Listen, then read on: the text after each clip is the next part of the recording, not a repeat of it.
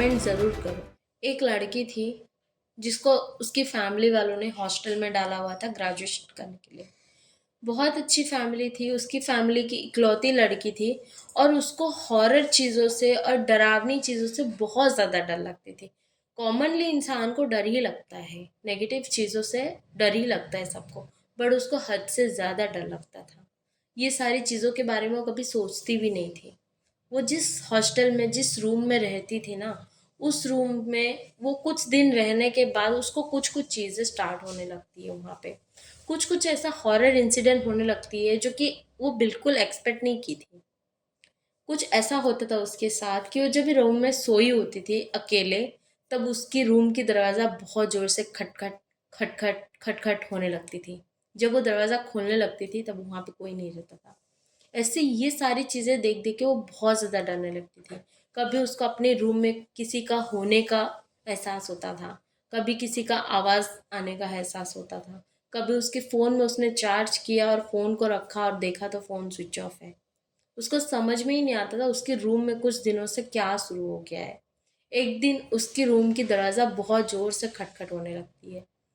जब बहुत ज़ोर से आवाज़ होने लगती है ना, वो डर के मारे सो जाती है और दूसरे दिन उसकी दरवाज़ा वापस से खटखटान होने लगती है। और सुबह वो जब दरवाज़ा खोलती है तो उसकी वार्डन आके खड़ी रहती है उसके सामने और उसको बोलती है कि आप रात को इतना ज़्यादा आवाज़ करके क्यों पढ़ाई करते हो, सब लोग को डिस्टर्ब होता है, आप ऐसा मत करो। तो वो सोचने लगती है कि मैं तो इतना पढ़ाई नहीं की थी, मैंने इतना आवाज़ करके पढ़ाई नहीं किया था और मैंने कल रात को तो पढ़ाई नहीं की थी। तो कौन आवाज़ किया था? उसने बोला कि ठीक है मैम, सॉरी मेरी गलती हो गई, आप मुझे माफ़ कर दो, मैं नहीं करूँगी नेक्स्ट टाइम से। ऐसा सोचती है और दूसरे दिन वो सोचती है कि मैं आज है ना थोड़ा सा स्टडी करती हूँ फिर सो जाती हूँ। उसको ये सारी चीज़ों में बहुत ज़्यादा डर लगने लगता है। तो जैसे ही पढ़ाई करने के लिए बुक्स खोलती है उसको डर लगता है तो वो सो जाती है। उसके बाद थोड़ी देर के बाद वापस से उसका दरवाज़ा खटखटाने लगता है। तो वो बहुत डर के मारे दरवाज़ा खोलने के लिए कोशिश करती है और वो जैसे ही वहाँ पे खड़ी रह के पूछती है ना कि कौन है, वो जैसे ही दरवाज़ा खोलती है ना, उसकी वार्डन खड़ी थी बाहर और उसने उसको बोला, आपको बार बार मना किया ना मैंने कि आप इतना ज़ोर से मत पढ़ो, सबको डिस्टर्ब होता है, आप इतना ज़ोर से क्यों पढ़ाई करते हो? तो बोलती है मैम मैंने पढ़ाई नहीं की है अभी। तो उसको बोलते हैं कि आप स्लो पढ़ा करो ना, आप इतने रात को इतने ज़ोर से चिल्ला चिल्ला के अगर पढ़ाई करोगे तो सबको तो डिस्टर्ब होगी ना। तो वो डर जाती है, बोलती है मैंने तो पढ़ाई की ही नहीं, मैंने बुक्स खोला और मुझे डर लगा तो मैंने बुक्स रख दिया और फिर मैं सोने लगी थी, मैंने तो ऐसा कुछ किया ही नहीं, फिर मुझे क्यों चिल्ला रहे? तो उसको बोलती है ठीक है मैम, सॉरी मैं नेक्स्ट टाइम से नहीं करूँगी। वो फिर रूम के अंदर आ जाती है और उस रात बहुत मुश्किल से गुजारती है क्योंकि उसको इतना ज़्यादा डर लगता है। कभी आवाज़ होती है, कभी इधर आवाज़ होती है, कभी उधर आवाज़ होती है, कभी उसको कोई किसी आत्मा की फेस दिखता है। तो जैसे ही आँख बंद करके सोने लगती है ना, तब उसको स्लीप पैरालिसिस होने लगती है।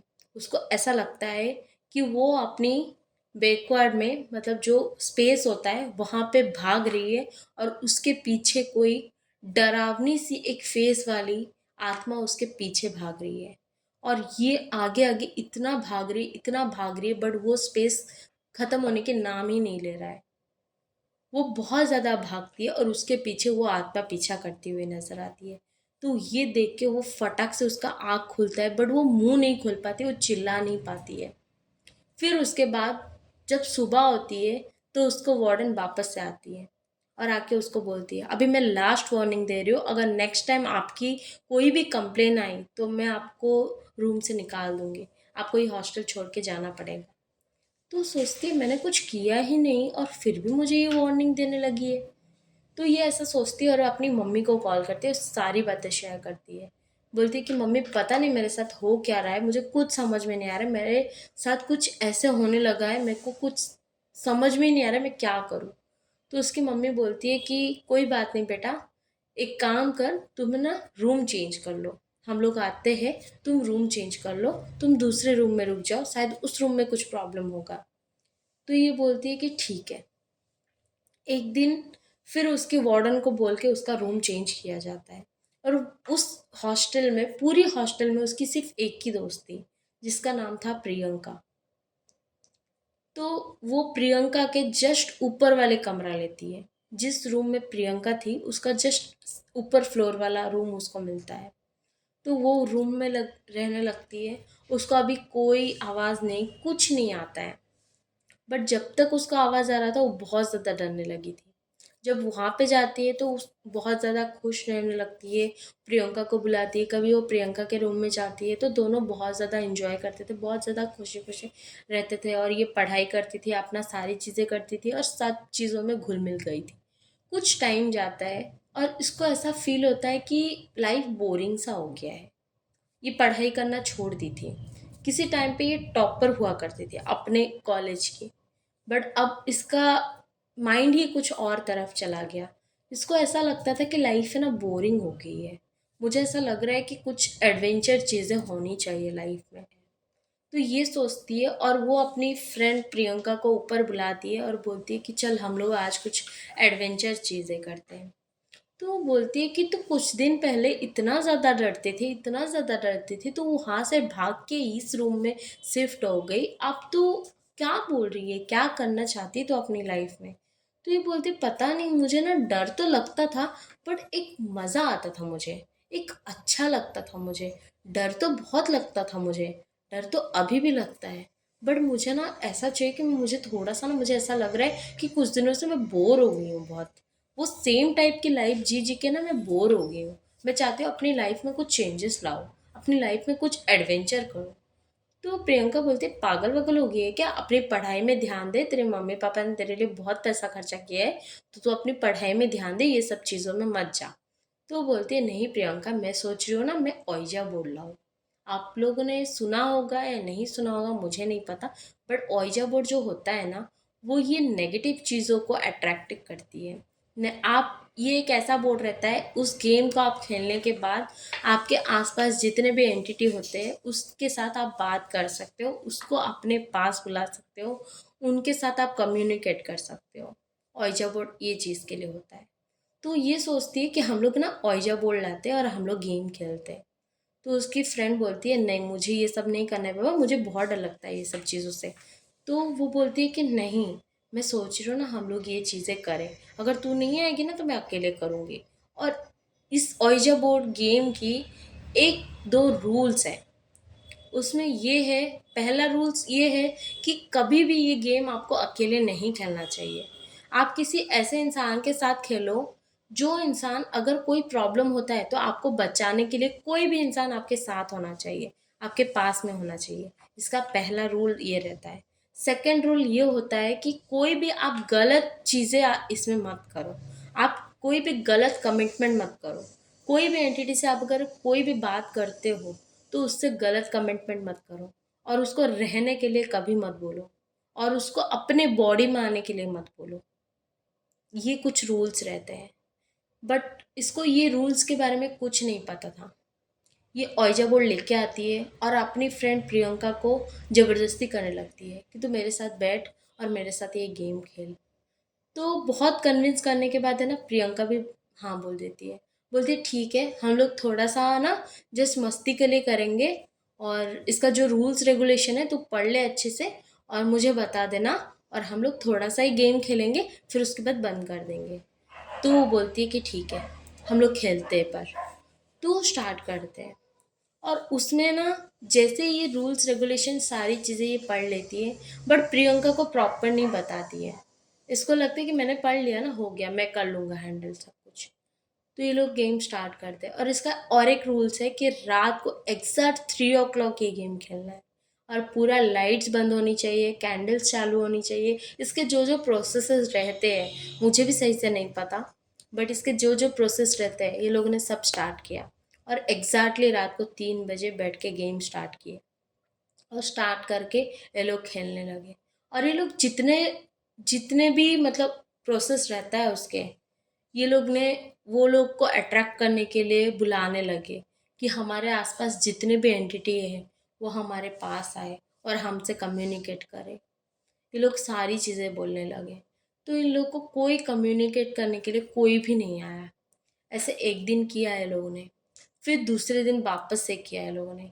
जब एक दिन फेल हो गया तब दूसरे दिन फिर से प्रियंका आई और ये लोगों ने फिर से स्टार्ट किया वही गेम को।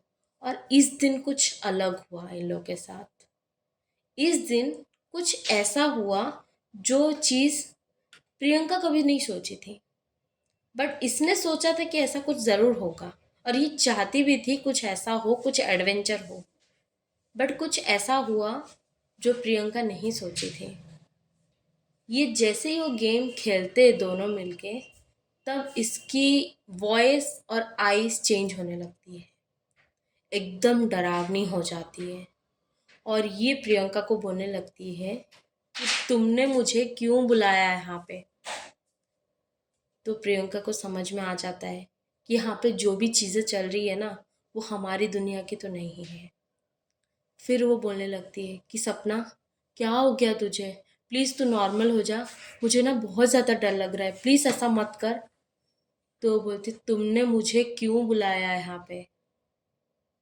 तो ये बोलते, सपना प्लीज़, मुझे ना कुछ रूल्स भी नहीं पता, प्लीज़ आप चले जाओ।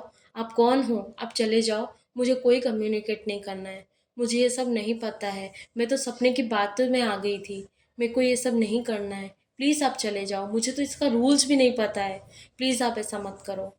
धीरे धीरे वो सपना की आंखें ऊपर होने लगती है, और वो बहुत भयंकर आवाज़ में बोलने लगती है, मुझे क्यों बुलाया है यहाँ पे।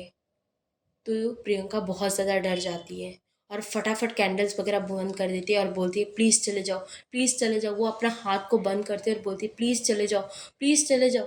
और वो इतना ज़ोर से बोलने लगती है, और थोड़ी देर के बाद सपना बेहोश हो जाती है और उसको कुछ नहीं समझ में आता है। ये फटाक से जाती है और पानी लेके आती है, सपना के मुंह में मारती है। और जैसे ही सपना आँख खोलती है, सपना बोलती है, ये क्या हुआ था मेरे साथ, ये क्या चल रहा था यहाँ पे।